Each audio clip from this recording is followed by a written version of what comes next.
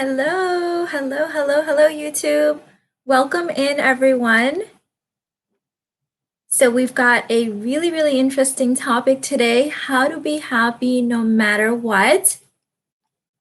And let me pause that. How's everyone doing today? I'll give you guys a minute to hop on, get situated, maybe get your coffee. Now, this is one of those topics that I think triggers a lot of people because we have been told, I don't know who told us this, but we have been told that happiness comes from outside ourselves. And I have spent time studying some of the most troubled or women that were born into extreme circumstances, and yet they had a beautiful life experience. And so today we're going to dive into, no matter what your situation, what you need to do to train yourself for happiness, joy, and bliss. I'm so happy. Yes, we've got a lot of people coming in, and I know you guys are so excited. So Alina said, cannot wait to learn something new, as I always learn something essential from Minas videos. Thank you. Whoa, I was just thinking about this exact topic so much today. I can't believe I got exactly what I wanted. Beautiful. Okay, so let's get started now. So happiness, the feeling of joy, bliss, is something that comes from our internal state. So most human beings have trained themselves to be in states of fear and survival, right? So fear is a state of survival. I should say they've trained themselves to be in a state of survival, feel survival states. And what we need to do is untrain that. We need to train ourselves into feeling happiness all the time. And I've been blessed to have been doing this work for years now, and I'm here to tell you that once you get to this state, this is the state that Buddha talked about. This is the state that Jesus talked about, Muhammad talked about. You know, all of the enlightened leaders that have come before us, they've talked about, you know, happiness coming from within, being in a state of joy. This, to me, that feeling of internal bliss is what I define as enlightenment.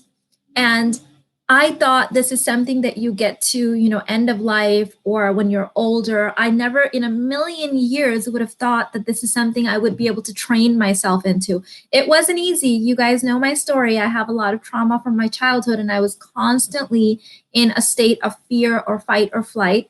But I have been able to do it. And I think I've been kind of stuck in this blissful state for at least 3.5, 4 years now, where I'm constantly just feeling a state of peace and bliss.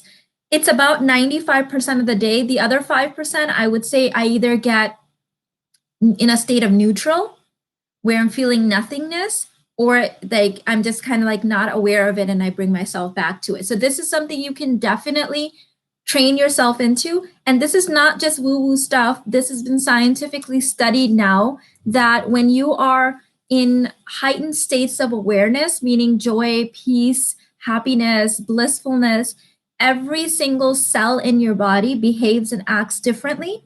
This is also epigenetics. You will up-level your genes. You will change your brain states. Your heart radiates a different magnetic frequency. So this has actually been very extensively studied now, maybe even longer, but as far as I know, at least for the last 30 years, very extensively studied. And so I'm here to tell you that in my life, I have achieved this, and without even doing like a proper training, I have helped my children and my husband done it too, simply by being with me. And in the Sacred Feminine Intensive, we've helped hundreds of students go through this as well. So this is definitely something you can train yourself into. And how this works is simply, let me give you a template, okay? Whatever situation pops up in your life, you're going to ask yourself, I'm going to keep it so simple for you guys. You're going to ask yourself, am I willing to change this? Or am I willing to own it? Okay, so those are the two questions. Can someone please type that up? Am I willing to change this?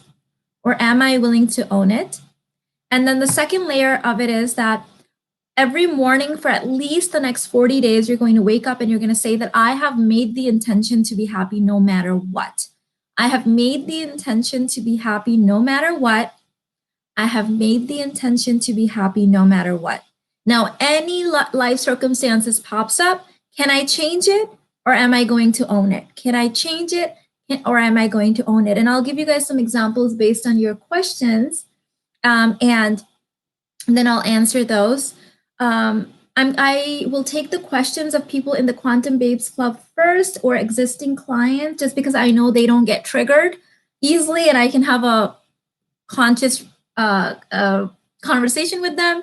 If I know you to be someone that gets easily triggered, then you're not ready to be coached and I will probably skip over questions. So just so you guys kind of know, how do you own it? Okay, so if there's a situation that pops up, so let me give you an example. Let's say that someone's stuck in a 50-50 relationship and they absolutely don't like it. And 50-50 relationship simply means you have to pay 50% of your expenses. It's like a financial transaction, roommate situation.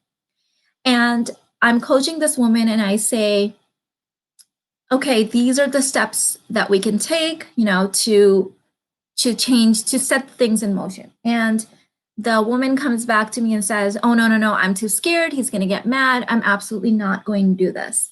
Okay, so I say, that's fine. Then we have to own it. Well, what does that mean? That means that I'm going to say, or you're going to say, if I'm talking to my client, that I refuse to change the situation, and therefore I am choosing it. And because I'm choosing it, I'm going to own it. And I'm going to make this the best experience possible, and I'm going to enjoy it. And then every time the thought pops up of, oh my God, he's not paying 50, he's not providing for me. I am choosing that because a part of me likes that. And therefore I'm going to be happy.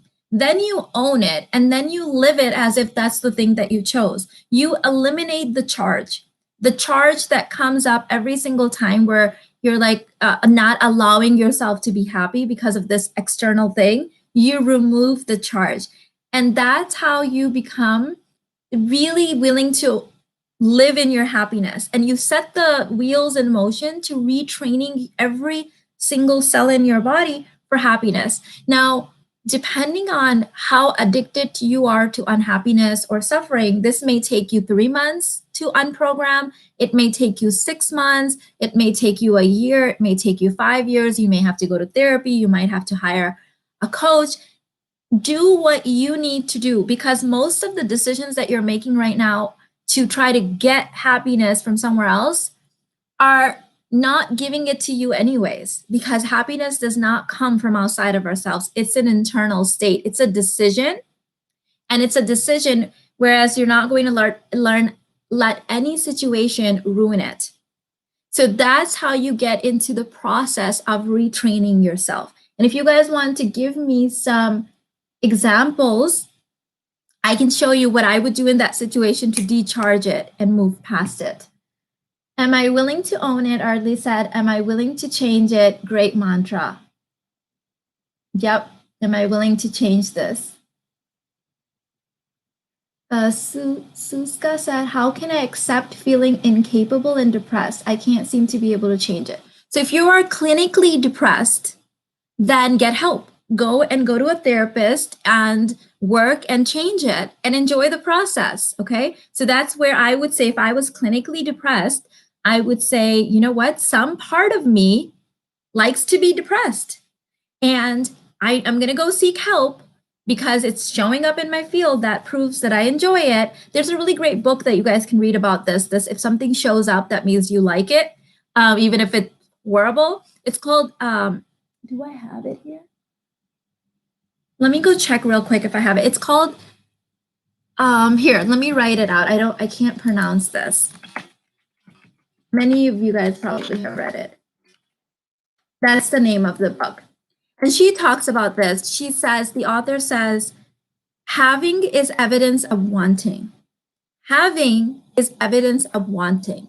So if you are in whatever situation, if it keeps showing up, if you have it, assume that there's a part of your subconscious that likes that situation. Maybe it wants to heal past it. Maybe it wants to keep at whatever it is, but you have some part of you has chosen it. So might as well enjoy it while you transform it. So am I willing to transform it? Am I willing to change it? If I'm not willing to change it, then I'm going to choose it and I'm going to own it as if I've chosen it, and I'm going to be happy no matter what.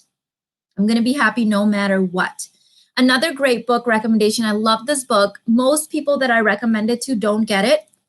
It's an advanced level book, but I'll recommend it anyways. This would be a book that I would say it's in the top 5 books of all time having changed my life. And this book is called 1,000 Names for Joy. And oh my goodness, it's such a beautiful book. I read it every couple of months. I listen to it on Audible. It's life-changing, but unfortunately, most people don't get it.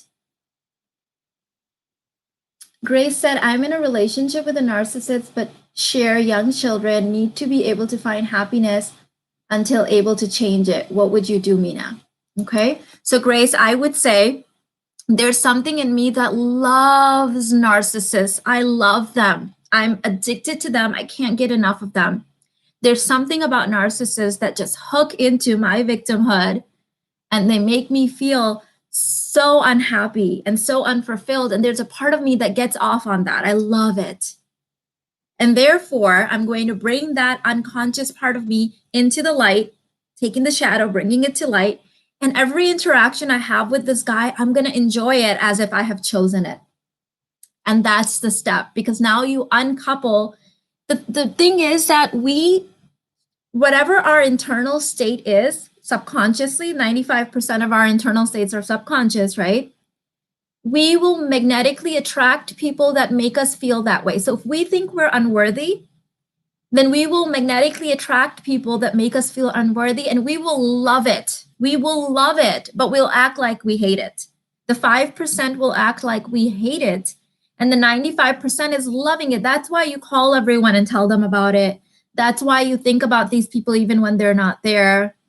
That's why you have to type about them in forums and bring them up every time, because you love it, but you don't realize that you love it. You don't realize that a part of you is addicted to the suffering. When you are reprogrammed, you're in a state of joy and bliss, and all of you matches, meaning the 5% and the 95%, you will attract people, circumstances, things into your life that will make you feel enlightened and blissful and joyful and happy.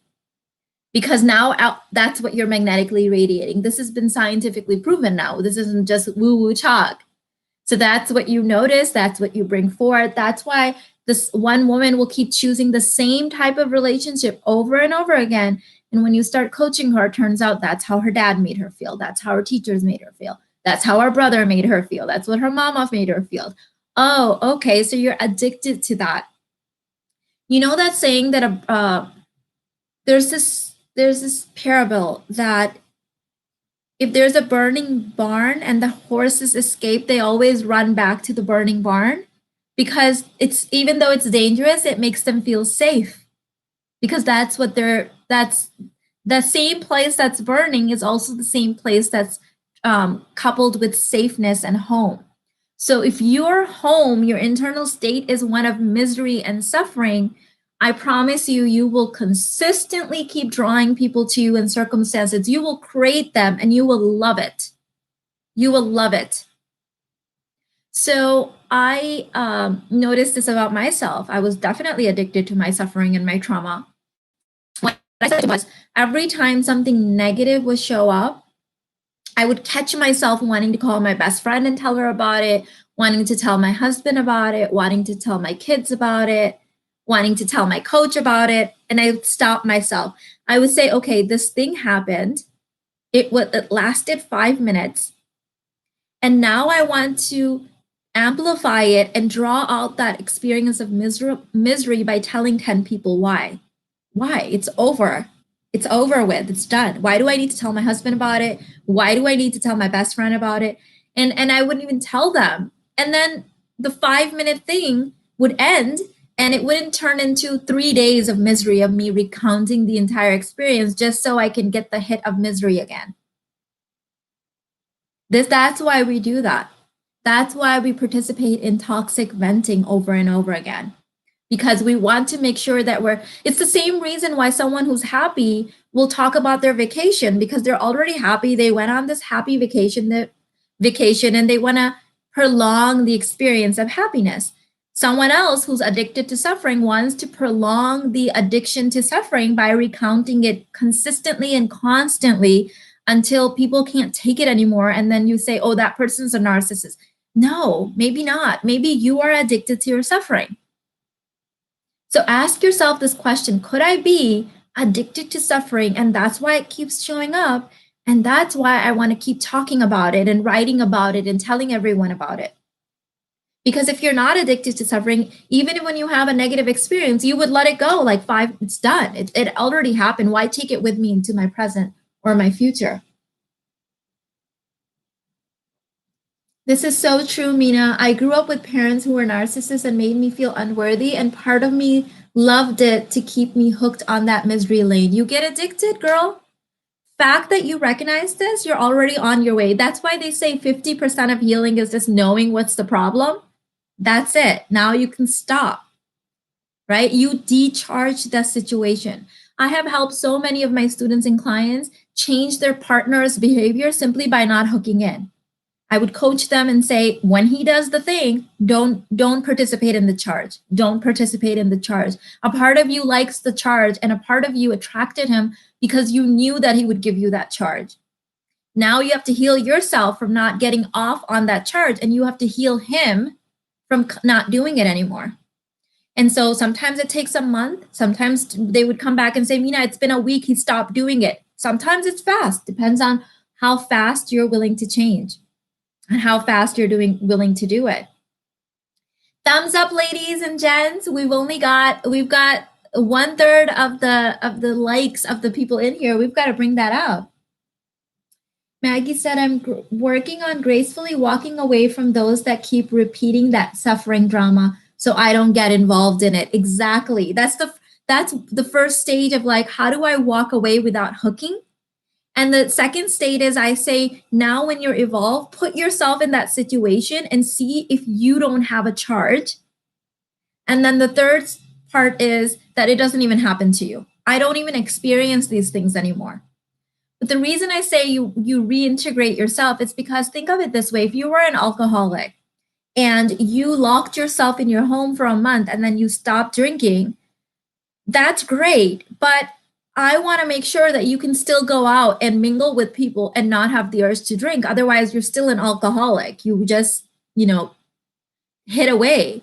So you want to make sure that you can reintegrate yourself, because most people, especially in the Western world where we don't really have a lot of real problems, we live in a lap of luxury. We're the most prosperous, part of humanity to have walked the earth.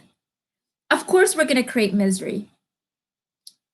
People in other parts of the world have real life survival problems. They don't know how they're going to feed their children tonight. They are dying of diseases. They don't have medical care. Like, those are real problems. We have problems that woman in the next cubicle is looking at me funny. My husband keeps making me feel this way. My child, blah, blah, blah, blah, blah. Those are not real problems. Those are created problems because you're addicted to your misery.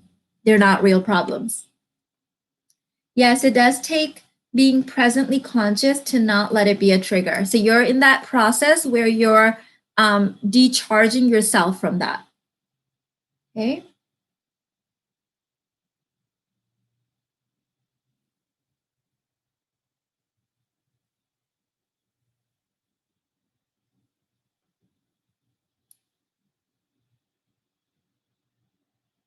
Wow, yes, I was addicted to suffering, of being attracted to narcissists who made me suffer and unhappy. Look at all the YouTube channels that are dedicated to narcissists. They have hundreds of thousands of subscribers. All these people who claim to be empaths and victims, addicted to watching content on narcissists every single day. I mean, look at the views, millions of views on these channels. If I'm looking from the outside in, I would say this person is more addicted to the narcissist than the narcissist ever was to them. And I would even go out on a limb and say maybe they're the narcissist. They seem to be the one that's unwell. They're the ones addicted to their suffering and their victimhood and all that stuff. They seem unwell and unstable to me.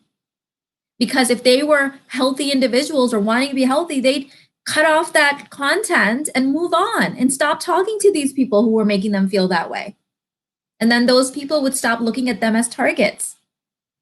But no, we like to diagnose everyone as a narcissist so that we can stay in our victimhood. We love it. We're so addicted to our misery. The only way to get unaddicted is to make the commitment to happiness and be happy no matter what. Otherwise, you're constantly going to be looking for people that will make you feel more miserable, and you will love it. And you will call everyone and tell them how crazy they are and how they did this to you. But meanwhile, you're getting your dose of unhappiness and suffering, and you're down regulating your entire genome, epigenetics. You can upregulate your genes with your thoughts and feelings, or you can down regulate them. And that is not anyone else's fault, because no one else can get inside your head and mess with your brain. Only you can allow that. No one else has that capability. Unless they actually captured you and cut open your brain and did it, they don't have the ability to do it. Yes, keep us in check, Mina. I'm so glad, Maggie, that you're doing this work. We are addicted to passing blame to others. The problem is never our own. Exactly. Then that way, we don't have to change. I can just blame all my misery on everyone else. And I was the queen of this. Anything I teach, I'm not pointing a finger. I'm telling you the reality of what it takes to change, because this was me not very long ago. I spent my entire teenage years and 20s that way. And at 40, I'm here to tell you that you have 110% responsibility and the ability to change. You do.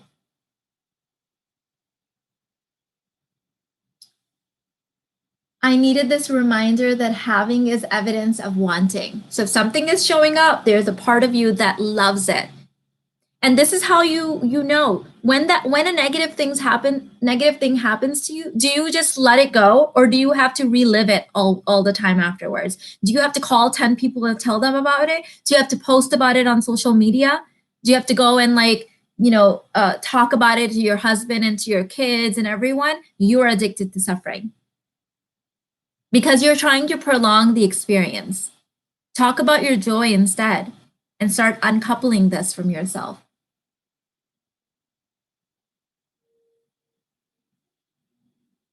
Yeah, the real Shakeen said, I also feel like the word narcissist is overused. Yeah, everyone in the world is a narcissist, right? And it's like, when people write into me saying, my husband's a narcissist, I'm like, are you sure? They've been clinically, diagnosed by a professional? Well, no. Well, then how do you know you're not the narcissist? Like, drop that word, first of all, because you could be the one, right? Maybe we all are.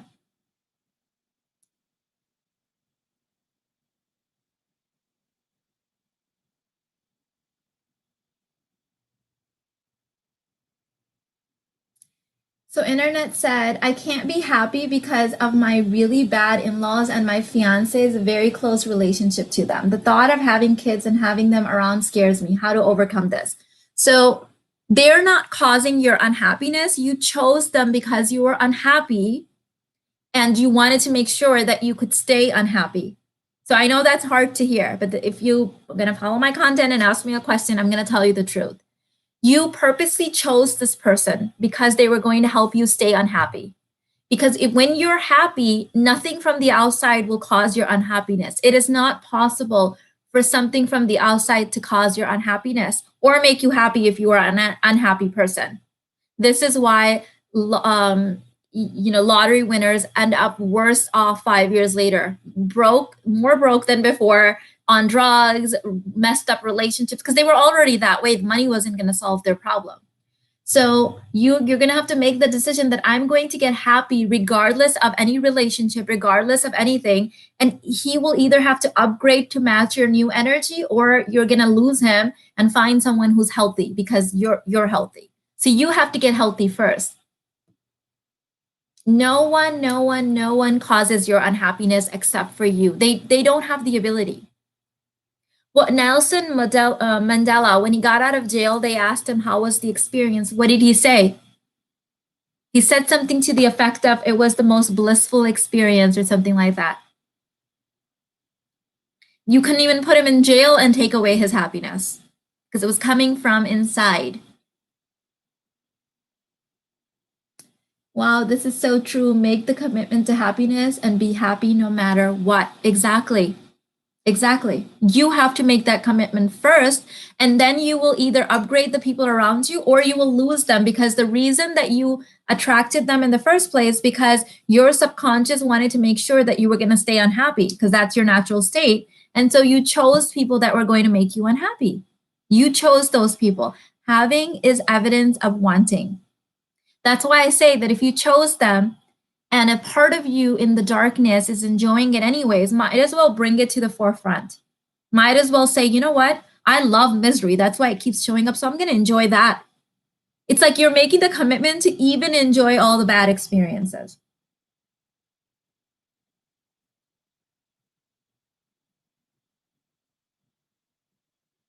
You're so right about being addicted to suffering, just like my aunt, and was looking for so called sympathy until I decided to go inwards and do the work. Thanks for keeping me in check as well. You're welcome. That's what it takes. It takes you to be unforgiving with yourself in the sense of, I'm creating this, and what do I need to do to stop it? Okay. Now, the victims, the people that are addicted to their suffering, they say, oh, we need to stop blaming the victims. Okay, go and do that. Have fun. Enjoy yourself. Might as well enjoy it. You're liking it anyways.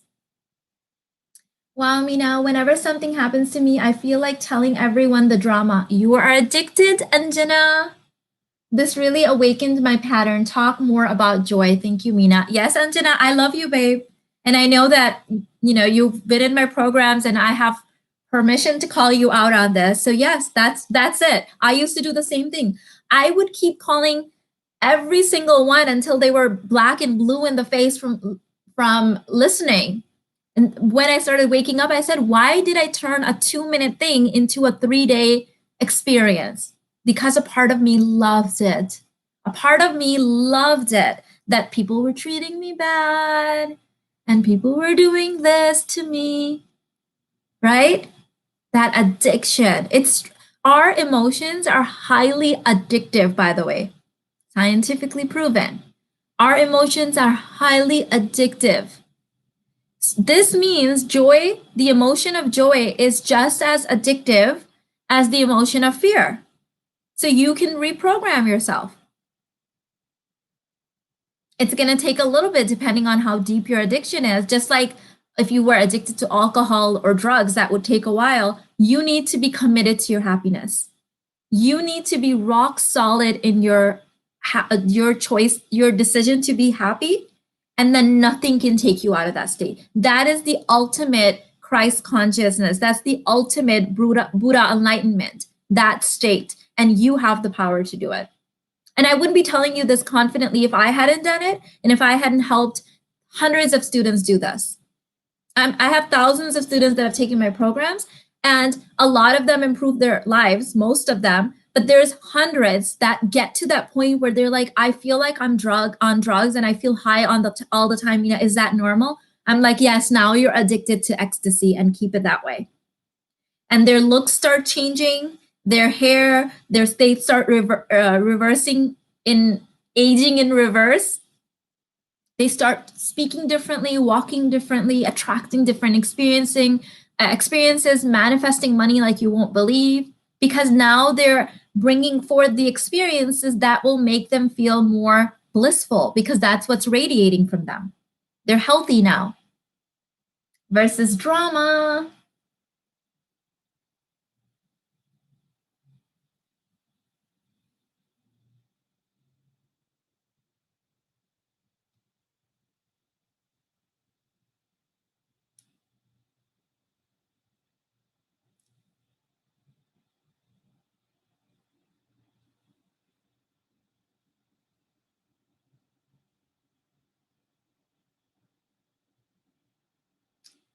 How to stop loving it? I love it, but don't want to love. Addictions are very powerful. So, Suska, there's a part of your shadow that loves it, right? Now you've become aware that there's a part of you that loves it. So bring it to light. And what that means is love it outwardly. So when a negative experience shows up, love it, like love it, love it. Say, oh my God, I'm so happy that this negative experience showed up because this proves that I still have the addiction and I'm just gonna love it. Now you're gonna love yourself through you're gonna be happy through the negative experiences too. You're not gonna call people and tell them about it. You're not gonna write about it on Facebook and Twitter. You're just going to start enjoying it. So then you start reprogramming yourself. If you need help, you can email me or go through I have in the description box my program, Sacred Feminine. The whole process on how to do it is outlined in there.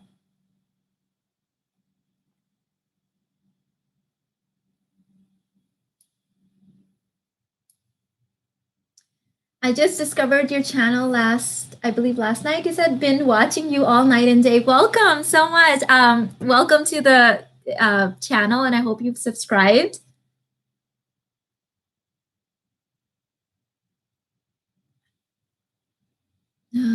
Joy is a much happier place to be in. Yes, and if you have made that decision, no one can trigger you out of a place of joy. Trust me, people have tried in the last, I would say 2017 was when it really started. Like I started feeling it in moments, and I've never tried drugs in my life, so I can only speculate. But it felt like moments of being high, like what I would think drugs would feel like. And first I was confused, like, oh my God, it just felt so good. But then I would lose it. And I would lose it because other people were doing stuff to me, right? And so then I started really practicing it because I had felt what that ecstasy felt like. I was like, I want some more of that. And so by 2018, I had gotten myself to a place where it was just constantly flowing all the time. And there was nothing anyone could do to get me out of that state because that became my normal state. And then, like, I stopped even manifesting. Some of these people that were addicted to me too, because of we were both making each other suffer. Some of these people just fell off the face of the planet. Like I stopped hearing from them. Like, they deselected themselves, as I like to say it. And some of these people upgraded themselves. So, for example, my husband, who anytime I was in a state of fear, or maybe if I was like in a normal state, he would say certain things and make me feel that way. So I'm like, okay, we're both addicted to this. So then when he would say it and I would giggle, he would be confused because I'm not reacting the same way I would. And then he stopped doing it because he's not getting his hit either. And he can't get that hit from anywhere else. He can try from his friends and family members who will still do it. But eventually he got himself out of it too. So you can help people get out of that state too. Maybe you're attracting them and they're attracting you for similar reasons.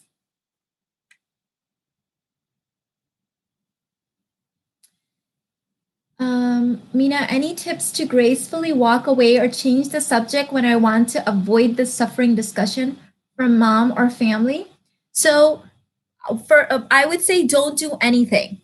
If you're sitting down, become the awareness. You've taken it off of my programs to know that. Become the observer. Don't be the ego. Don't be the person that engages with it. Become the observer and don't say or do anything. You're completely going to decharge from it. Let them talk, let them talk, let them talk. Eventually they'll say, Maggie? Yes? Did you hear me? Mm-hmm. Just like decharge from it. And it will probably happen a week, 2 weeks, 3 weeks at max, and then they'll stop.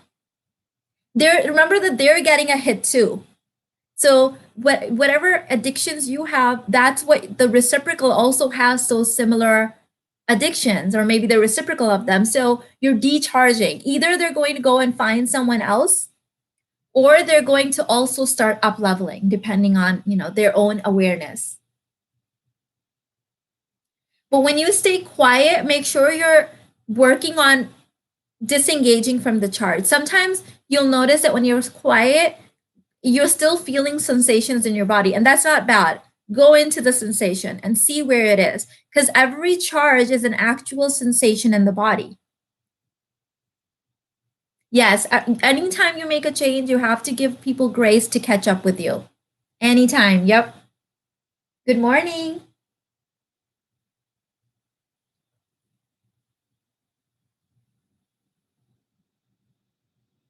Sarita said, "Hi, Mina. I feel anxious for even unnecessary things. How to get rid of this? I always watch your videos, even 2 to 3 times. Love you. Love your grace." Thank you, Sarita. So get help. Okay. You can get help through my programs. You can get help through coaching. You can get help through therapy. Get help and get rid of it, and then be happy. Because sometimes people are so afraid to get help. Like, I am like the first person to go and get help. Like, what do I need to do to get rid of this thing so I can be happy, I can stay happy? Because why spend 80 years, whatever the human lifespan is now, in misery, trying to figure things out, trying to control everyone else from not triggering you? Instead, why not just get the help and fix it? Like, it's going to be a long life experience. If you're constantly going to get triggered, why not get the help? Like, I don't get it. We spend so much money on trying to make ourselves happy from the outside, and it doesn't work because of our addictions, but we won't spend money on, like, actually on the things that will decharge us and get rid of these addictions so we can heal. Like, I'm the first one to spend the money on the healing. When family and friends come to me and they have, talking about other family and friends, oh, that person, this, da, da, da, da, da. Well, get them help. Well, they refuse to get help. Okay, then stop hanging out with them. If you're a healthy person, then stop hanging out with them. Right? It's almost like people look for excuses to be unhappy and get triggered in. Those are the people that will ask you a question and you give them advice, and then they'll come back and defend why that's not going to work or why they need to stay miserable. And so your answer should be like, okay. Mm-hmm. And then check out, be in your bliss, because they don't want to be happy. Not everyone is in that self-awareness yet where they can figure that out.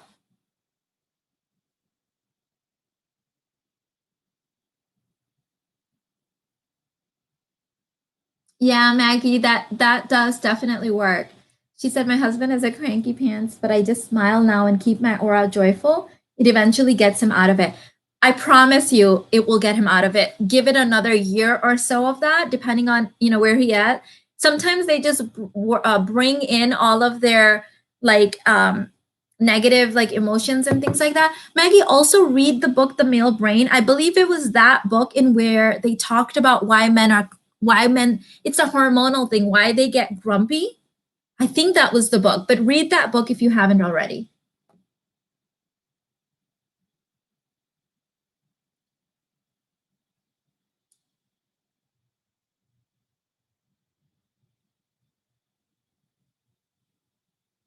Abby said, "Mina, how can I deal with difficult energies and feelings that come up during premenstrual time?" So, Abby, that's like a collective consciousness of the feminine that we're releasing. So, enjoy that. Like, I have those feelings come up too. And I know that I am releasing the collective consciousness trauma, feminine pain, the collective suffering of the feminine. And so, even when you're feeling down, enjoy that, because that's when I say that you're happy no matter what. Like, I'm feeling sad today. Yes, I'm going to enjoy that too, because sadness is a passing emotion and sometimes people feel it. And I'm just going to enjoy it. I'm going to go and get myself a piece of chocolate and I'm going to watch a movie or I'm going to read a book and I'm just going to enjoy that too. Like, we're here to have all kinds of experiences. Why be miserable? Gregory said, "Thank you so much for this commentary, Mina." You're welcome. Yep, healthy people heal. Healthy people are committed to their healing. They're not committed to staying in their suffering. Exactly, Betty. I'm with you on that 110%.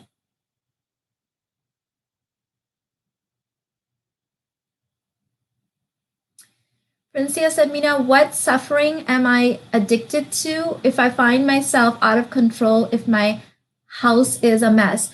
It doesn't matter. Don't overthink this. You are addicted to feeling out of control and unhappy. It doesn't matter what flavor it is. Get your house in control. It's your house. Someone else is supposed to come in and control it for you? No. Watch my minimalism videos. Get rid of the junk. Make your life simple, easy, and fun, and then get unaddicted from suffering. Like, commit that I will do whatever it takes to find my happiness and keep it from the inside. Happiness cannot be found from the outside. That is fleeting happiness. It doesn't last.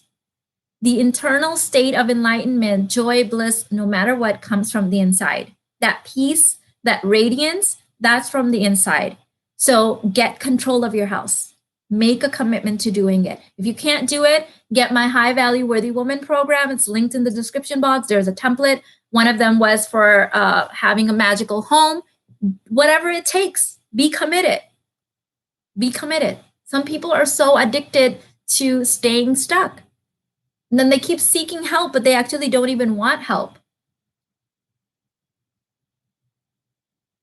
I will do whatever it takes to find my happiness on the inside. Exactly.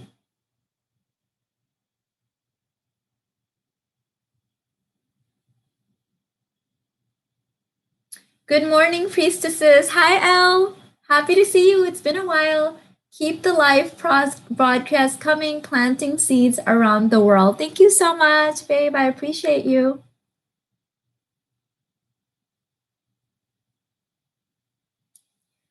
Sue said, I hope I'm pronouncing that correctly. How do you deal with living with a sister who stops talking to you for no reason for a couple of months? Oh, she lives with you?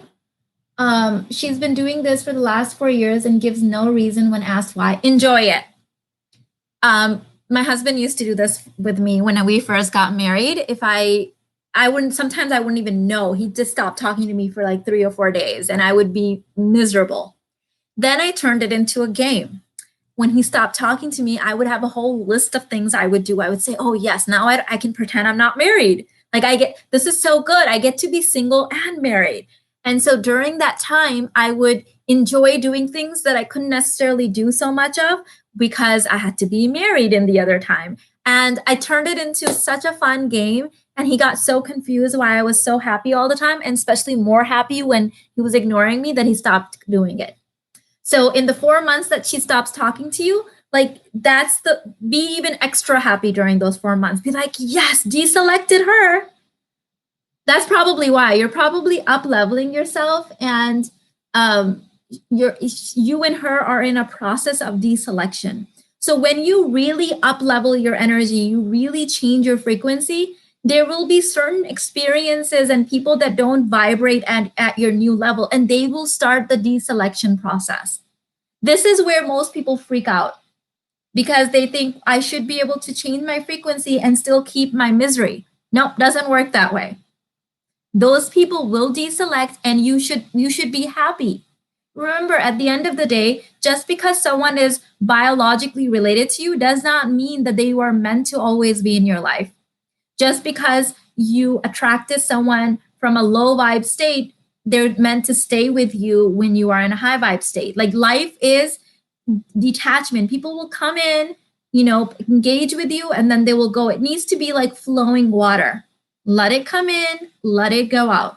Sometimes family members grow apart. Sometimes lovers grow apart because they're no longer resonating on the same frequency. Detach from it. Don't try to control it.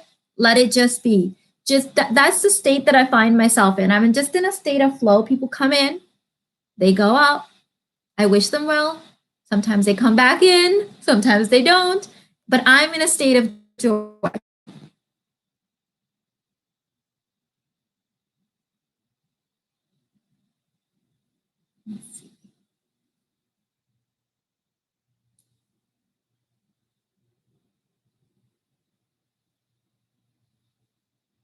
Since I've realized this, I have become quiet because I'm not getting involved in drama. And people keep asking me what is wrong. I'm not sure what to tell them. So this is a very normal part of the process. This happened to me too. A lot of my clients and students also report this. Just smile and say nothing. You tell me. That's it. Because you'll realize that a lot of our talking comes from a place of anxiety, comes from a place of people pleasing, comes from a place of trying to gain control, comes from a place of not being emotionally self mastered. And when you start doing this work, you will find yourself talking a lot less. And in the beginning, people will ask you these questions because you're still resetting that. That's why I always say in my programs, you have to have a grace period for people to catch up or for people to deselect themselves. People, I need my likes. Where are my likes for this video so more people can see it?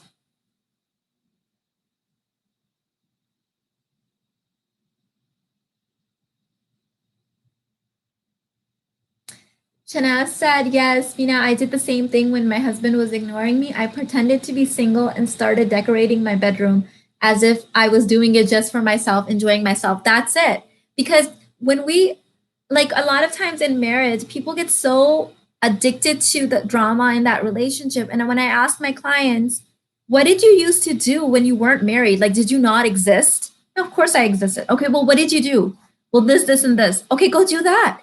This is your time. You're like, the universe is handing you the benefit of having a marriage and also free time. Like, hello, take it. Take it and run with it.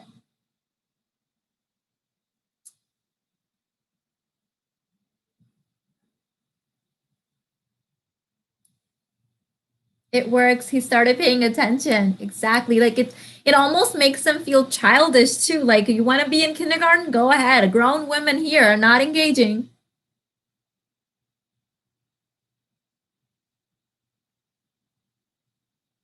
Jyoti said, I also talk less now, and everyone in my family is asking, are you sad? Yeah, you have to give them the grace to catch up. That shows you how much more you were talking before. You were probably the circus monkey, right? That's how I used to think of myself. Like, I had to be the circus monkey for everyone, keep everyone entertained. And now when I went through, I did videos on that. Remember back then I talked about how when I stopped talking, there was space for other people to talk, but also people were like, what's wrong? Is everything okay? How come you're not talking? And I let them get used to it. I wouldn't even respond. 3 months later, they forgot. They thought this is how I was always. You have to like wipe their memory clean. It's like you have remember Black Men? No, Men in Black. It's like, you will forget this in 3 months and think that this is how I always was. Done.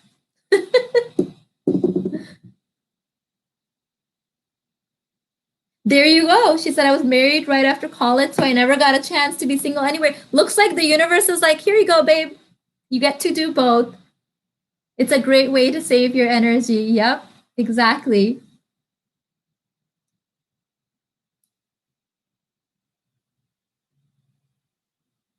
So, are you committed to your happiness or are you committed to your suffering? And you will know this in your daily actions. When people come to me and I'm coaching them and they say, oh my God, this happened, I said, what did you do when it happened? 5 minutes after it happened, 10 hours after it happened, next day? That's when I know if they're addicted to their suffering or not. Because their behavior afterward reveals their true subconscious intentions.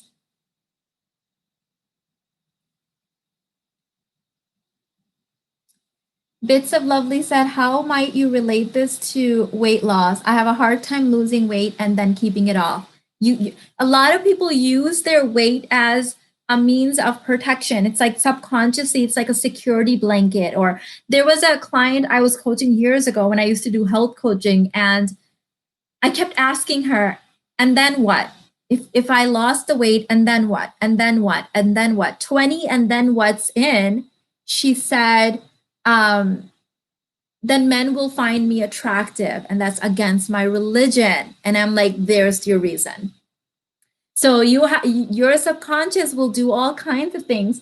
Thank you, Karina. Thank you so much for the appreciation. I appreciate you for the super chat. She said, thank you for the information. Where can I find info on being a projector? I saw your video on it a month ago and want some help with that. So Karina, I can help you do a reading. That's really the best way because there's a lot of wonky information on the internet. That's why I don't typically send people looking on the internet. People come to me with readings with all kinds of limiting beliefs after they went Googling. So you can go through my website or my email. You can email my team. It's linked in the description of this video. And it's a 60-minute alignment session where we do a reading and we'll see where you need to make some changes. So that's the first way you can do it.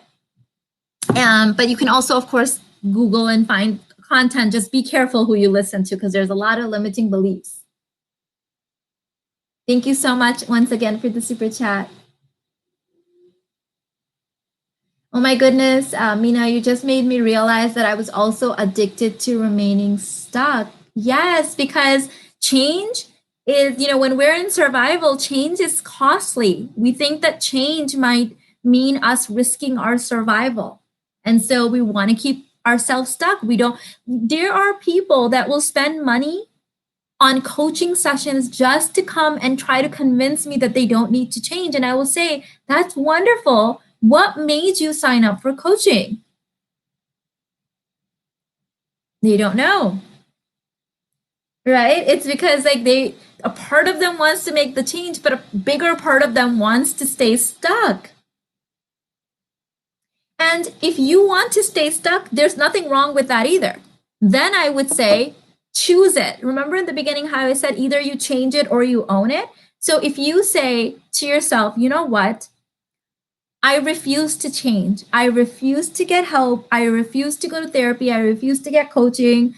I refuse to do programs. I refuse to change. I like being stuck. Then own it and then be happy about it. I think there's still happiness in there. There doesn't mean everyone has to change, but then you can't be unhappy about it. Choose happiness through saying, you know what? I have decided that for the next 2 years, I am not going to change anything, but I'm going to remain happy and blissful.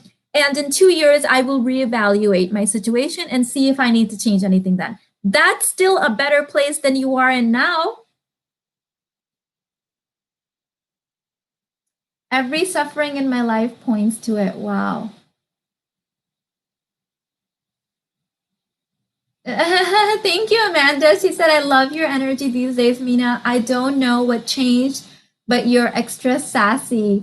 Thank you. I feel like that my voice has really activated, and I'm also going through my own ascension process, like a new one. So thank you for noticing that. I appreciate you, Amanda. Lots of beautiful things have been happening. I have always talked about, you guys, that ascension happens in layers. Inner work happens in layers, and I'm definitely on one of those right now. Oh, wonderfully made. Thank you so much. I appreciate you for the super chat.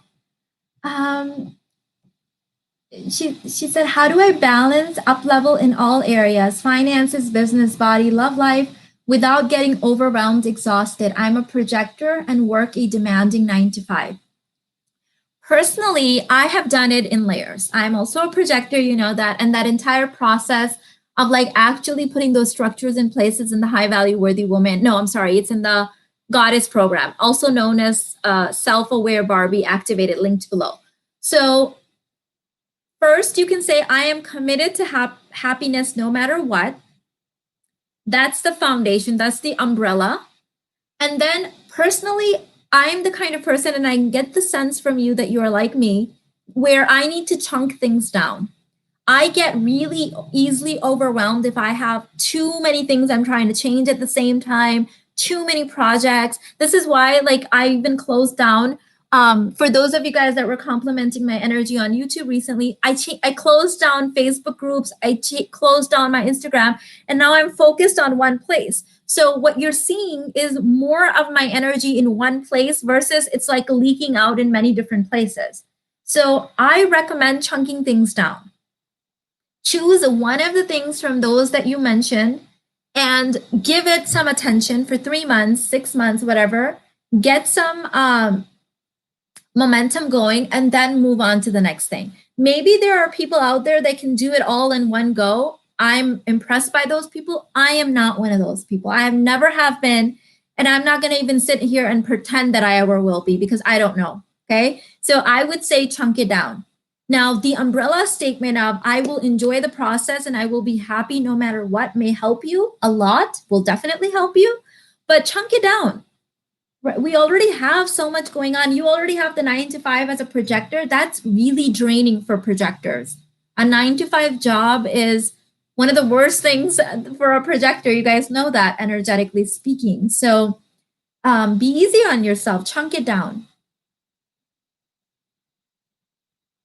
Thank you, Jenny. I see you. I see your compliment. Bloom said, I love how your teaching is about leveling up and how to be happy. Money isn't everything. Right. I love money just as much as the next chick, but I have been in a situation where I had money and I was still unhappy because I was addicted to my suffering. Right. So I started my leveling up journey before I even knew the word leveling up. When I was very young, I think 18 or 19, I heard Madonna talk about how she constantly reinvents herself. And it was like, oh, that's an option. I can recreate myself. What? Right? So that's when my journey really started. I was like, oh, I'm supposed to be reinventing myself, like Madonna said. And so now it's called leveling up and all this stuff. But yeah, we can constantly change our personality. We can change our look. We can change our genes through epigenetics. We can change our thoughts. And so, yes, right? If we're happy on the inside, even a negative experience, we can enjoy that. Get the popcorn, enjoy it. And if you're unhappy on the inside, even money or love or whatever is not going to make you happy because you have unintentionally made the commitment to be unhappy and you don't even know it.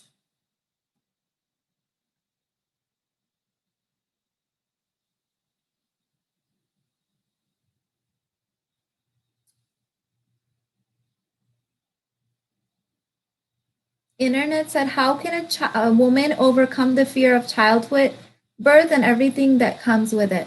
The way I did it is I said the human race would have died and not existed if billions of females before me, I'm not even going to say women because all species didn't give birth. And the time that I'm giving birth, we have the most medically advanced system. And the worst thing that can happen is that we die, me or my child. And the only thing that's been guaranteed to me when I was born was that I will eventually die. So why am I going to spend my life thinking about something that's already guaranteed? Think about it this way. When you're born, the only thing that is guaranteed is that you will eventually die. You're not guaranteed money. You're not guaranteed love. You're not guaranteed happiness. You're not guaranteed anything except that you will eventually die. So why are you going to fear the one thing that you are going to eventually go through anyway? So enjoy death too. Once I got over my fear of death, like life became so easy because it's like, oh, everything is just a disguised fear of death and death is not bad. It's just a transition. So, okay, now I'm not afraid of anything. What program can I sign up for to learn more about activating my more feminine side? The old recording of the Feminine Babes Club, the Babes Club, not the Quantum Babes, because that's an up-leveled one. I don't think that's linked in the description, but if you go to my website, theuniverseguru.com, you will find the recordings for the Babes Club, not the Quantum Babes, just the Babes Club. There's over 70 hours of content in there. I call it the Netflix of feminine energy teachings. In fact, if someone goes through all that content, they should be able to teach this stuff, feminine energy stuff, because there's so much in there. Maggie, you used to be in there, and a lot of the other ladies in here. And now it's just digital recordings, but that's where I would start.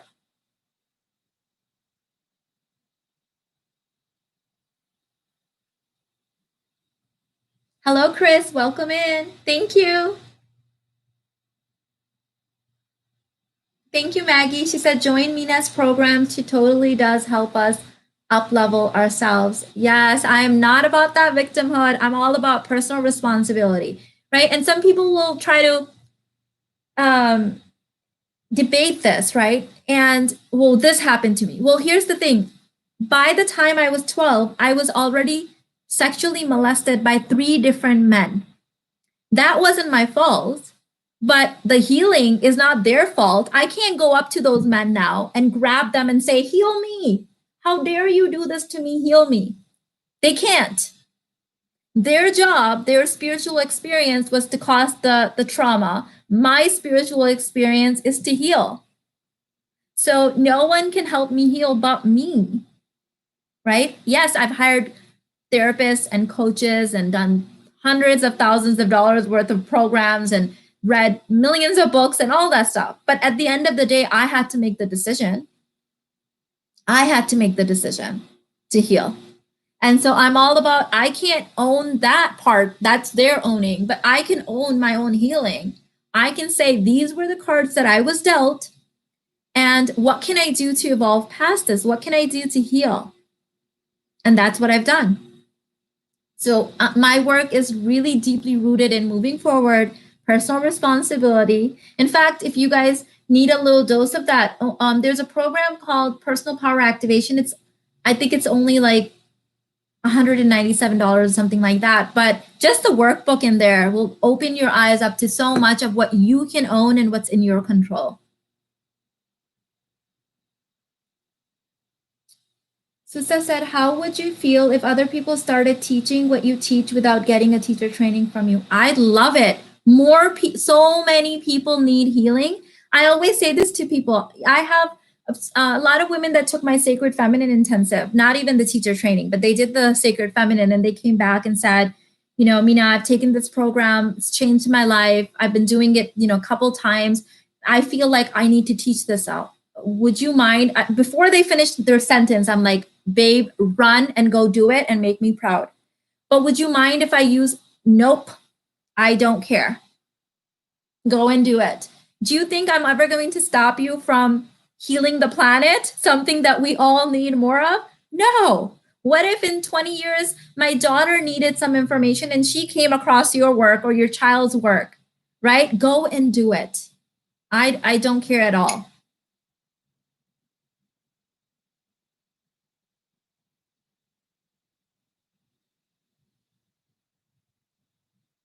Hi, Father Time. Here's what I feel.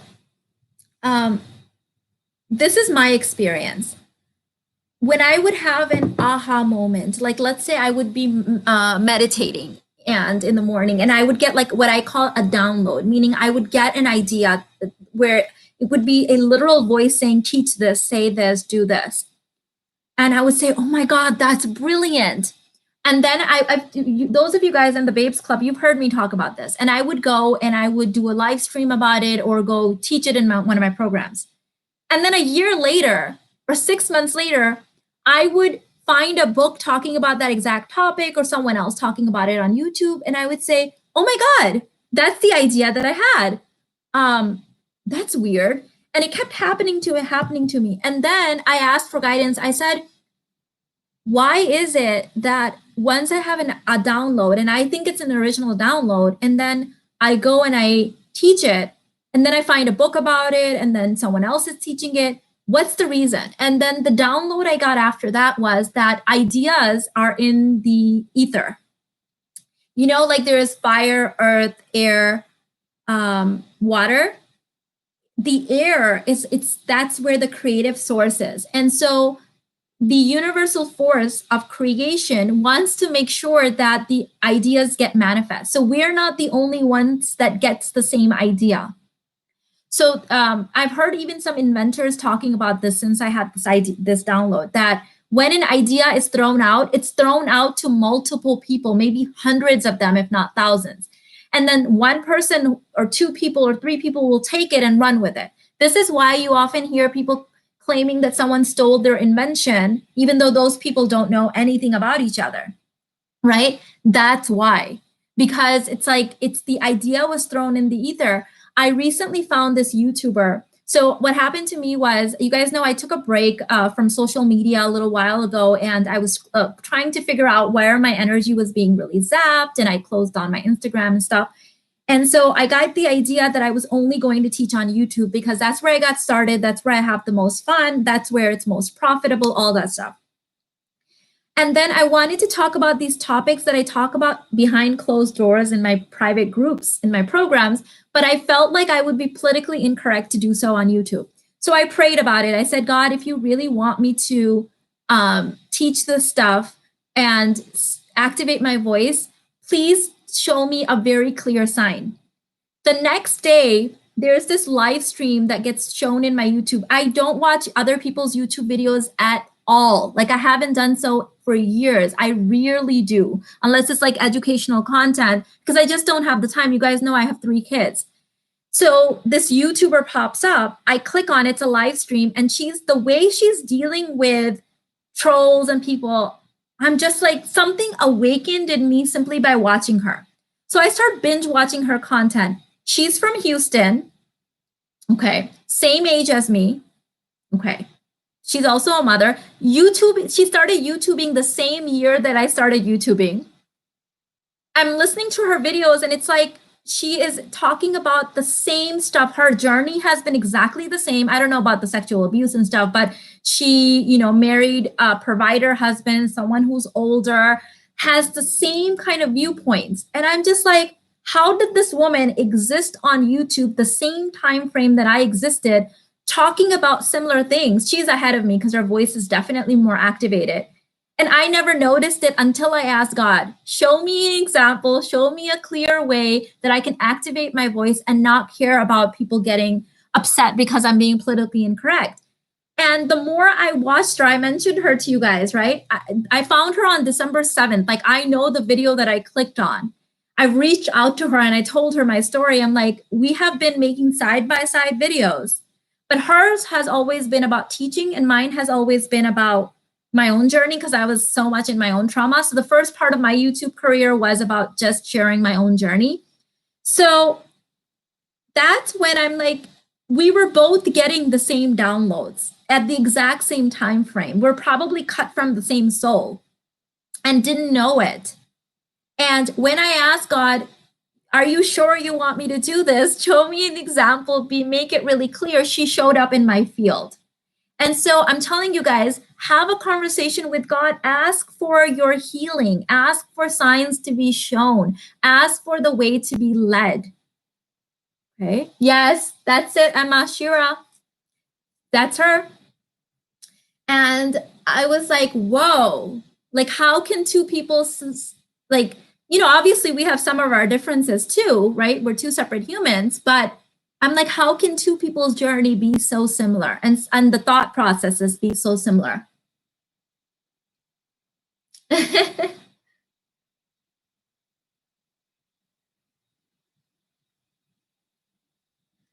Mina, I was also abused by my uncle in my childhood. I'm sorry, babe. And recently he passed away. Why do I feel like I should feel sorry for him? I don't want to feel that. I want to stay angry. So don't feel sorry, but don't also feel angry. There is a meditation that I have in my Love Lights meditation program. It's like $17. I'll tell you what it is. Imagine that your uncle is sitting in front of you in a chair and keep repeating the words, I forgive you. I forgive you. Do you forgive me? I forgive you. Even though he doesn't need to forgive you. This is a very powerful exercise that I learned from one of my mentors, and it was really, really life-changing. I forgive you. Do you forgive me? I forgive you. Do you forgive me? I forgive you. Do you forgive me? Keep saying it until there's no charge, and then take a forgiveness bath. There's an essential oil that one of my followers sent me. I usually put it in my bath, run a bath, and then put some Epsom salt in there, and then lay in the bath and let it all wash away. I think this has been resolved for you, and like, you just need to like evolve past this so you can close that chapter. Yes, that one made me cry. So useful. I'm so glad. I'm glad, Maggie. Hello, happy holidays. You get, that's a thing, right, Margaret? There's a term for that, isn't it? Where you become attached to the abuser. I had that experience as well. I don't remember what the term was, but it's an actual psychological thing. Hi, Lolita, welcome in. I love your name, so sexy. Thank you for subscribing. Abby said, I want to start a podcast, but I have so much fear of using my voice. How can I trust this is in my highest good. So one, ask God, whoever you believe in, higher power, sit down and say that if I'm meant to do this, please give me the courage to have my voice. And again, voice activates in layers too, ladies. You may be here, may be surprised to hear me say that I've been, on YouTube for 10 years on January 14th. And I still am learning to activate new layers of my voice. There's always growth. There's always moving forward, right? So one is that. And secondly, every time you feel fear, that's a survival state. And that is meant to cause you to take action. So I run towards my fears. I don't run away from them. Because otherwise you're in a really big state of trauma, right? When you're feeling fear and you're paralyzed, oh no, right? Because every cell in your body thinks you're going to die. Because imagine if there was a lion chasing you and you froze. That would not be good. So fear is just a replication of those, initial survival fears that we used to feel. Now it's not actually a lion chasing us. It's just fear of, sharing our message and being shunned by an imaginary tribe. So run towards the podcast, do it. And the more you do something, the less fear you feel about it, because you become confident, right? Nia, hi. And I love the name Nia because that's what my middle son used to call his binky. So that it's a very commonly used word in my household. She said, Mina, you are an angel. I discovered your channel last week and believe I was meant to hear everything you have to say. I was praying for clarity and I really resonate with you and your messages. Thank you, Nia. I love it when we pray for help and then help shows up. I have been in that situation on your side many, many times, just like I mentioned with Shira's content last week or December 7th, a few weeks ago. So I understand. Every time I pray for help, something shows up, a book, a YouTube channel, a person, a message. And so I love it when it aligns like that. I love it.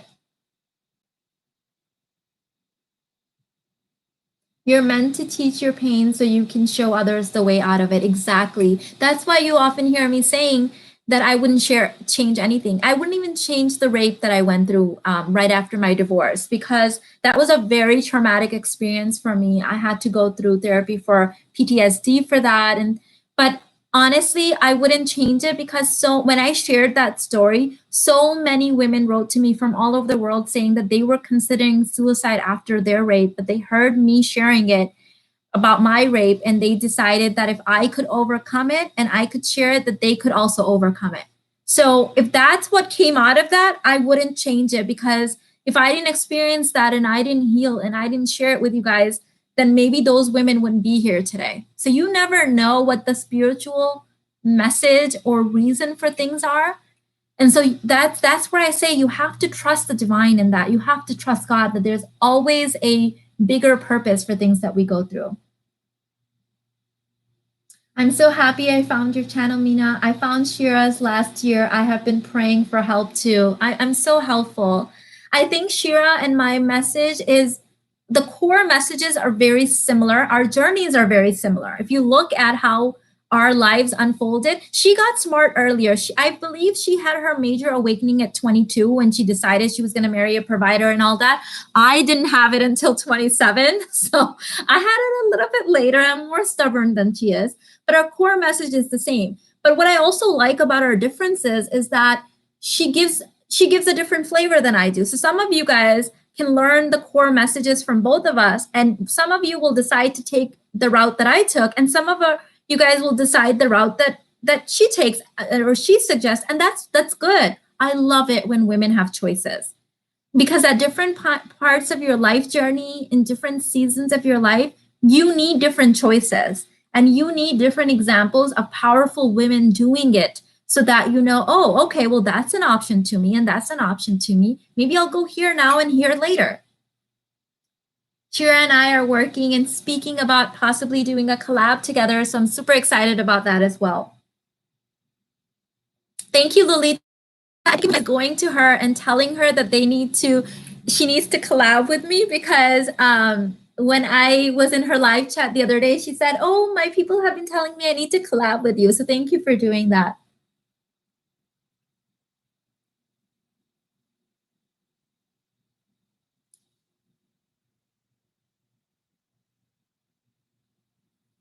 I combine both messages, they complement each other. I think so. I think we're both committed to empowering women and giving women options and getting women out of that whole collective victimhood. That's how what I see. When I look at her message and my message, that's where I see it. I definitely think she's ahead of me in some things because she had her awakening earlier than I did. I am more of a stubborn, well, I was more of a stubborn learner. But it's so funny that we arrived in a similar place and we even live in the same like city.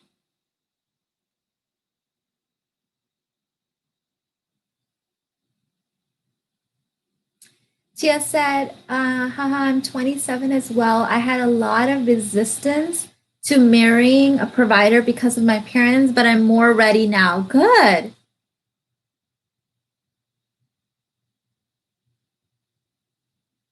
I have never shared my past abuse with anyone, but you make me feel safe to do so. Love you, love your channel. I have signed up for your programs to do more work. Welcome, Chanaz. I'm so glad. I think I know what you feel like because for a long time I didn't share it either. And I thought, well, I'm just evolved past it, so I'm not going to share it. But really, what happened was that it was in my shadow, and there was still some like victimhood and some like unforgiveness there, and some like being held back, just that suffering. And when I started sharing it, the first person I shared it with was Irfan, and he didn't know this when we got married. And so when I told him my past, like just telling him made me feel better. It made me feel safe. Then I started sharing it on YouTube. And the more I shared it, the less victimized I felt, the more like I owned it. After I started sharing it on YouTube, to be honest with you, after that is when I really forgave my abusers. I sat down, I wrote them a letter. I did a ritual. I tore it up. I burned up the ashes, and I just kind of like let it flow away. And that's where I became integrated in that part of me, and it was no longer something living in the shadows. So I'm so glad that you feel safe enough to share that and start sharing. And it's a process. It's a process. I'm so scared to share with my husband. It is. I was scared too. You don't have to do it right away. You have to know that you do it when you're ready. It's a process. I didn't know how my husband was going to react either. I was very scared to share it. Hey, Lydia said, hi, Mina. I've been watching Shira 7 for a year, and I'm now dating a multimillionaire lawyer because of her. Mindset is everything. It really is. It really is. That's why, I don't think any other YouTuber would start talking about another YouTuber and already sending subscribers there even before I knew we were going to collab or anything like that. I started doing that because at the end of the day, I am committed to empowering women. And if I feel like some of her message will help some of you guys more than mine, go ahead and binge watch her content. Because I'm committed to you finding whatever power you need to find to end your suffering, to get out of victimhood, to do what you need to do to succeed. Then, that's why I started talking about her. I think 2 days after I found her channel, I wanted to first make sure that everything resonated.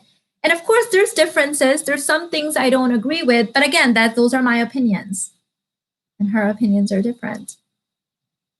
Mina uplifts us all. I'm so glad, Maggie. Good morning from Australia. Hi, Genevieve. I haven't seen you in a minute. It's almost 1 a.m. here. So happy to be able to join your live chat. Love, love, love your work. Thank you, babe. I appreciate you. I hope you're doing well. Mina, surrender to a provider requires strength, as you and Irfan said. How do you learn this if you've never had a male protector provider since childhood? So having a male protector provider has nothing to do with your internal strength. Okay, so surrender is something that I've taught in the Sacred Feminine Intensive. I've taught this in the Babes Club, the old one. We haven't talked about it so much in the new one yet, but it's something that you can train yourself. Surrender is a letting go. It's a feeling of letting go and being rooted in faith. It's an internal state that you can feel in the present moment. It has nothing to do with, you can't create from your past. That's why one of the things that I teach women, this is in my programs, once you're aware of your past and you're aware that certain things are impacting you, forget it. So you need to remember your past only to the extent of what lessons you have brought in, good or bad, into the present, and then forget about it. The more you remember your past, the more you stay in victimhood and the less you can create, because creation happens in the present moment. It has nothing to do with your mother, your father, your past. It has absolutely everything to do with who you're choosing to be in the present moment. So forget about your race, forget about your skin color, forget about your childhood, forget about your age, and spend at least 30 minutes a day forgetting everything about you and just being in the present moment. And then you will activate the healing that you need. Forget everything. If you can't do that for 30 minutes a day, you're not going to be able to manifest. You're still a slave to your past.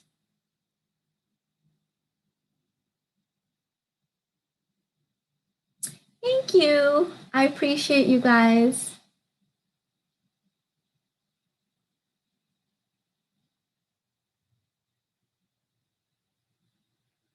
Nia said, I feel sometimes it's hard to know what I want right away and need to experience what doesn't work in order to be led to what does. So, Nia, when you're writing this, what I'm hearing is the old me. I used to learn all my lessons the hard way. And I would often say that I learned my lessons the hard way. Then I realized, actually, I didn't realize, my son pointed it out to me. He's like, Mom, you say that a lot. If you stop saying it, maybe you wouldn't. And I was like, oh my God, yes, light bulb moment. So I went and I journaled and I said, thank you for teaching me all my lessons the hard way, God. But I'm so ready now to learn my lessons the easy way, the fun way, the pleasurable way. And everything changed because I was no longer available. So I know that's not what you really said, Nia, but that's like the vibe that I got from it. So set a new intention with God. That's where journaling, ladies, if you are not journaling, gents too, I have my boys journal too. Journaling is it's so potent. It's so important. And it's such a healing mechanism. Set a new intention for yourself. Okay. So Nia, let me reread what you said and let me rewrite it. I feel like sometimes it's hard to know what I want right away. I need to experience what doesn't work. Okay. So maybe I would write something like, Dear God, thank you for bringing the experiences of contrast to teach me what I want and help me learn what my desires are. I'm ready to evolve, and I'm now only available to knowing with crystalline clarity what I desire and want to experience. I'm ready, I'm ready, I'm ready. And so it is. And now you're available for something different. And now, of course, it may take you 3 days, a week. You may make mistakes, but now you're setting the path to a new way of being. I'm so ready, God, to learn my lessons the easy way, the fun way. Yes, yes, yes. True journaling really helps. I have overcome so much just by journaling. Yes, it's so important. Another thing, too, for me is that I used to be the type of person that wouldn't allow myself to celebrate my wins. And I was always like, okay, more, next. You guys know that feeling, right? Hopefully. And so I was talking to one of my friends and she's like, oh my God, she's like, you don't even remember, do you? I'm like, what are you talking about? She's like, I want you to put the phone down. I'll hold. Go and grab your journal and I want you to flip through it. I'm like, I'll do it later. She's like, no, do it now. So I went and I grabbed my journal and I'm flipping through the journal entries. And I'm like, oh my God, I am a different person right now. And I got back on the phone with her. She's like, do you see that you have completely changed your life? I'm like, yes. So she's like, you can do the same thing over and over again. Yes. And so I realized that we are so bad as women, especially. I think men are better at this. As women, we are so bad at letting ourselves celebrate our wins. We always want more. And that's okay. Okay, nothing wrong with wanting more, but can we take a minute to integrate and celebrate and complete the process? I called this the completion process, right? In some of my live streams where it's like, oh my God, that was me then and this is me now. Wow, I've come a long way. I'm going to allow myself to sit here for a moment and digest it and integrate it. I think we often exhaust men too, because before they can even give us one desire, we're like more and more and more. And then it's like then they think, oh my God, it's never going to be enough. And then they click on the conserve energy switch. And so allow yourself to have a minute of integration, of celebration, even small wins. Maybe you didn't lose all 30 pounds, but you lost 5 pounds, right? Instead of focusing on the 25 you didn't lose, how about celebrating the 5 and not celebrating by self-sabotage by eating? That's self-sabotage, but celebrating by maybe buying yourself a new dress that fits now and then, allowing yourself to buy another outfit later. Like when women say to me, I'm going to not buy any new clothes until I lose the weight, that feels like punishment. That doesn't feel like pleasure. When I had gained, I think it was with my first pregnancy, I had gained like 80 pounds. I was 104 pre-pregnancy and like a balloon afterwards. And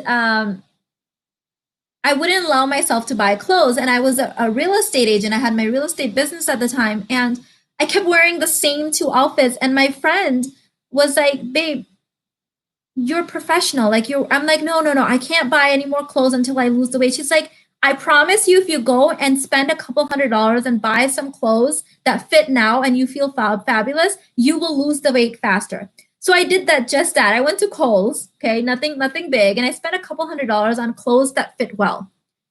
Next week, they were loose. Then I went and bought a couple $100s worth of more clothes, and they fit so well and felt so good. 2 weeks later, they were huge.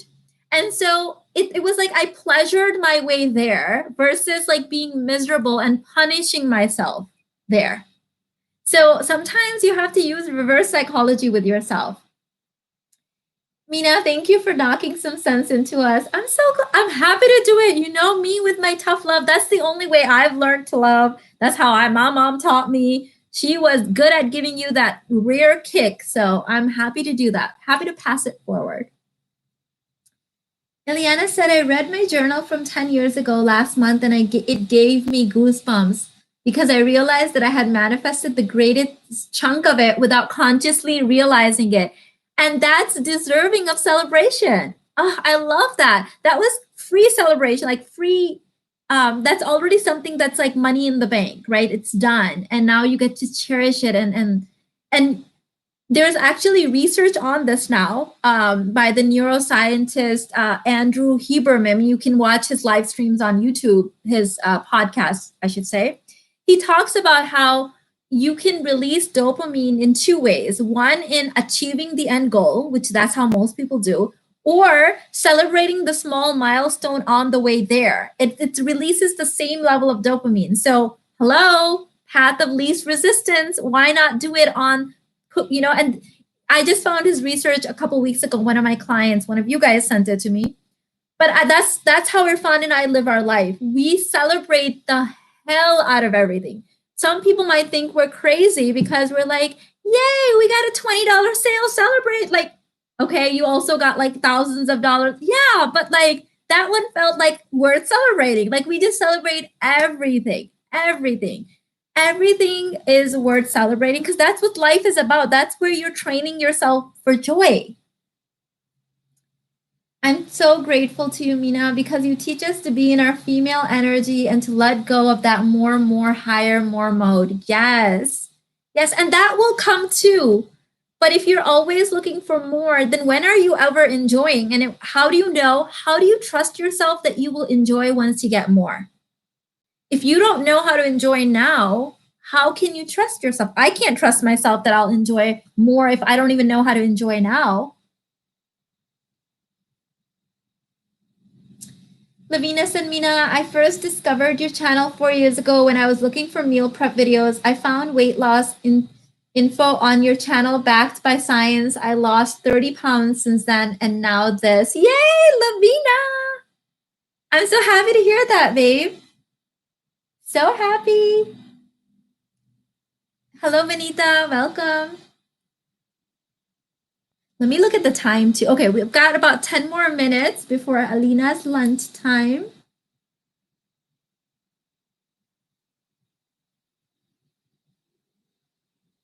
Abby said, yes, I can't even read my own old journals because sometimes I feel so differently. So Abby, I must admit to something to you. I had a couple journals that I actually had to throw away. Oh my God. They were so bad, so much victimhood, so awful that just having them in my house made them feel a certain way. Now, I do keep some of my journals, but these were like the worst of the worst of the worst. Like, I would not even want that energy in my house. So I threw a couple of them out, and I felt better after I did, because I was just like, I cannot even believe that I was this person. I can't even believe it. Thank you, Ileana. You guys are just showering me with compliments today. Thank you so much. Yes, I did the same. Just did not want that around me. Maggie, if you know that feeling, like some of it was just such negative energy that I could not even have it in my house's field. So sometimes you got to do that. I do have some that are like more like making progress and things, but some of those earlier journals were bad. I don't know who that person was. I can't believe it was me.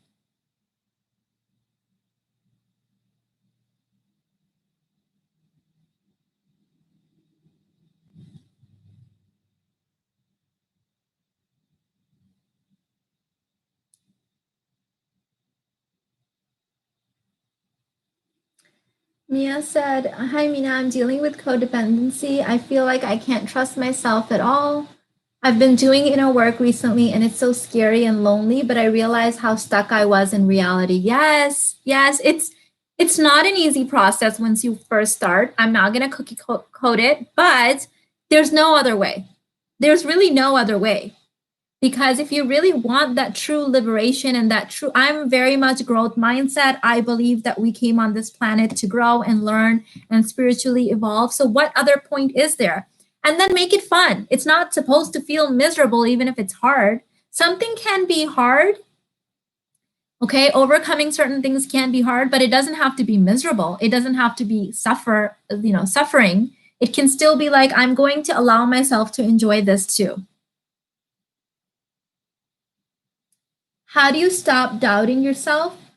The way I did it is I made a list of all the times I doubted myself in the past, but I still survived. And I had pages and pages of examples, starting from I doubted that I could tie my shoelaces, and then I did it. I doubted that I can graduate first grade because I had failed kindergarten for not speaking English, but then I passed first grade and second grade. I doubted that I was going to ever feel pretty enough or worthy enough in my skin, but then I did. I doubted that I was going to be able to lose weight, but then I did. I doubted that I was going to be able to survive childbirth, and then I did. I doubted that I would be able to survive the death of my mother, but here I am. So when you have enough examples that you have already done it, you stop doubting yourself. Like, that's literally how I did it. Hi, Carrie Ann. She said, "Hi, you look beautiful in red." Thank you. Thank you for being here for us. Thank you, babe. I hope you're doing well. I miss you. Overcoming something can be hard, but it doesn't have to be miserable. Yes, it doesn't have to be. It can be hard, but still pleasurable.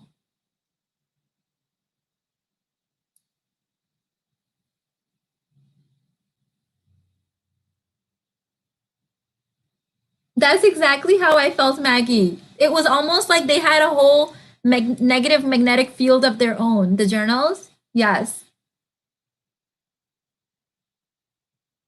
Default Abundance said, "Mina, when did you write those journals you threw out?"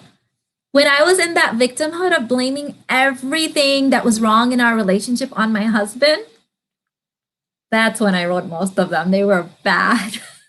They were bad. And then I woke up to the fact that, hello, you're creating your own reality.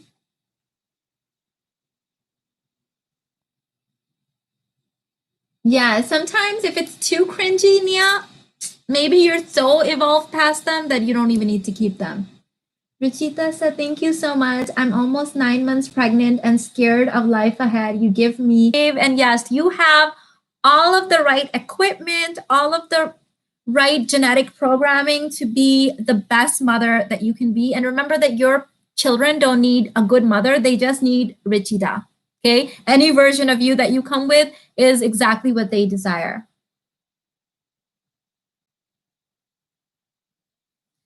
Mina, when you are circular dating until engagement, is it normal that the man circular dates too, or is it healthy when he focuses on me only? Doesn't matter. My husband and I were both doing it at the same time.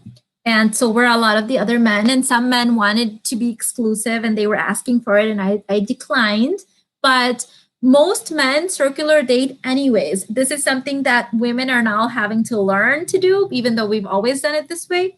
So it's good if he should be doing it too. He should be looking at all the options available too. And if you know that you're the best match for him, or he'll figure that out, then you're the best match.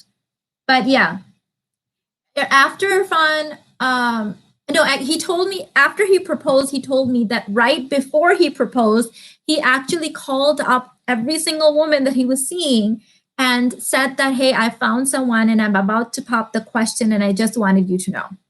And they wished him luck, and some of them said, keep us posted and good luck. And so after I had said yes, he had to ask twice. He had to ask my family, and then you know how it works in our culture. But he told me that he had contacted them and let them know, and I said that was very sweet. I like that. It's very respectful.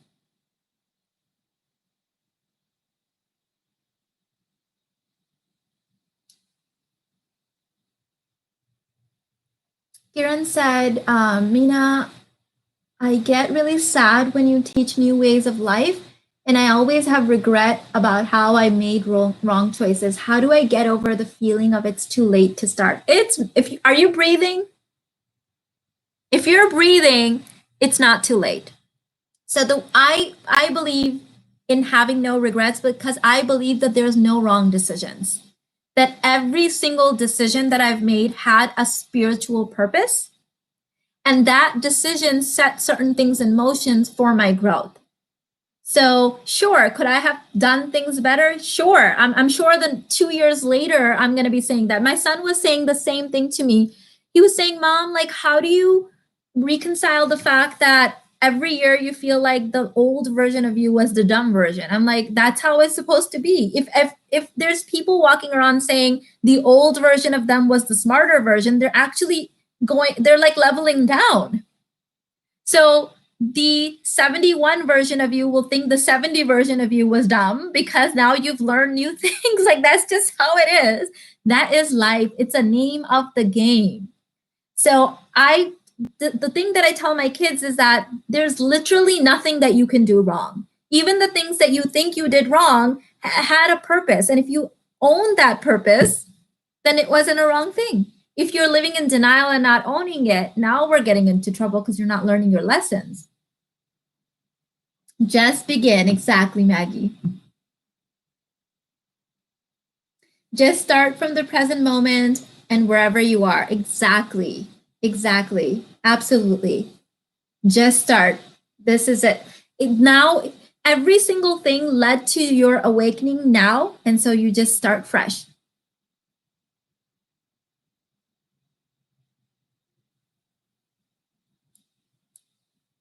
Let me see. Time is good. A couple more minutes. I'll take a couple more questions.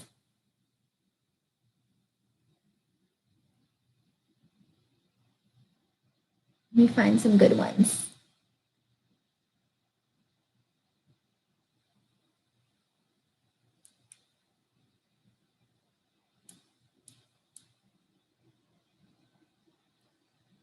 You're welcome, Karen.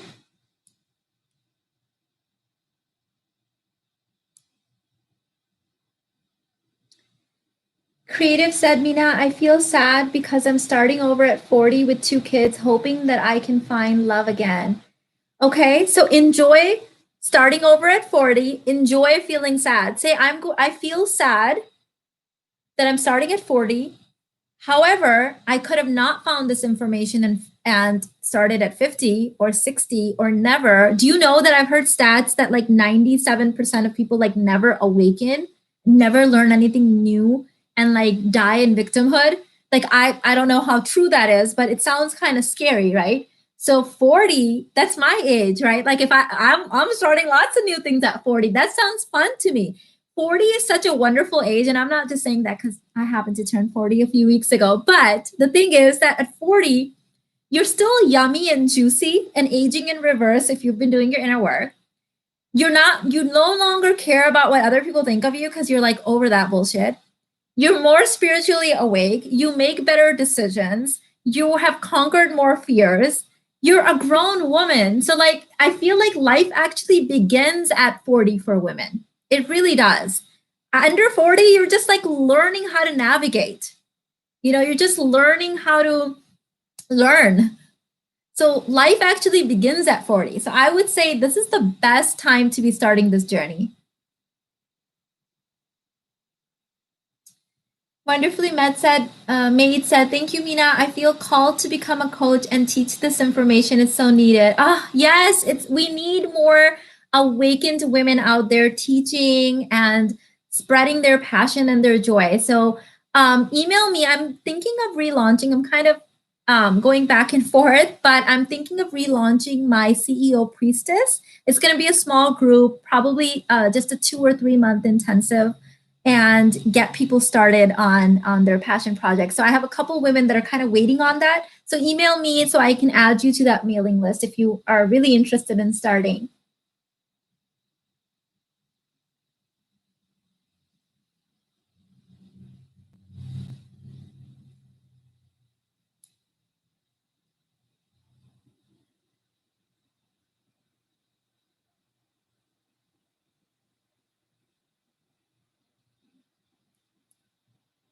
Thank you so much. So, oh my God, I forgot to tell you guys. So I ordered magnetic lashes. By the way, I do not know how to do makeup. I know how to do the makeup that I do every day that I've been doing for 20 years, but I'm not new at learning new things for makeup. For some reason, I'm not like, it just doesn't look good on me. I don't know what it is. Anyway, so like a couple times a year, I put on some sort of lashes so that I don't forget how to, and they're always a struggle. So I just ordered from Amazon these random magnetic lashes where you put on this like eyeliner and then you put the lashes on. And this is the first time I tried them. So it looks like a smoky look, but it's not. It's just the magnetic lash. Are they coming off? I don't know. So what do you guys think? Like it took me like 15 minutes to do it. So I don't know if I could do this every day. But I tried it. I like to keep my practice because in case I have to ever wear them. Thank you so much.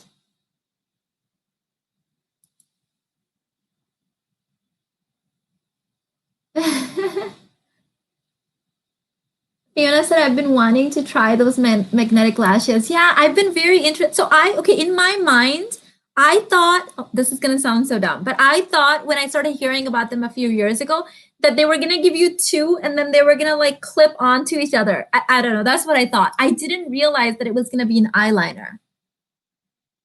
So when I texted my friend yesterday, I said, I got these lashes. He said, they suck. They're horrible. So then I was like, what? Now I don't feel so good about putting them on, but I decided to try them out for you guys. So if you guys like them, maybe I'll try and do them more often, but they look cute, right? I noticed that when Irfan saw me in the kitchen when I was making my coffee, he did this. So that was good. Oh, they were used to be like that? Oh, okay. Yeah, I'm clueless. I wear the same makeup look every single day just because it's easy. I know how to do it, and I always end up looking like a clown if I change anything. I'm just not, that's not my forte. These were just like these random ones from Amazon that had like 2,000 positive reviews. So I'm like, let's just try these.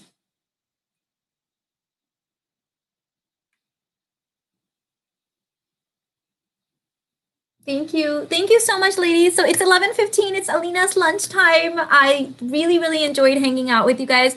The Quantum Queen Babes Club members, our next meeting is this Saturday. So I'll see you guys there. And all of my programs and intensives are linked in the description box. You can contact me on my email for coaching or consulting services. And I'll see you in the next one. Bye. This one as the next one, ladies. I know you guys voted on that too. That's gonna be the next video probably. All right, ladies and gents, bye.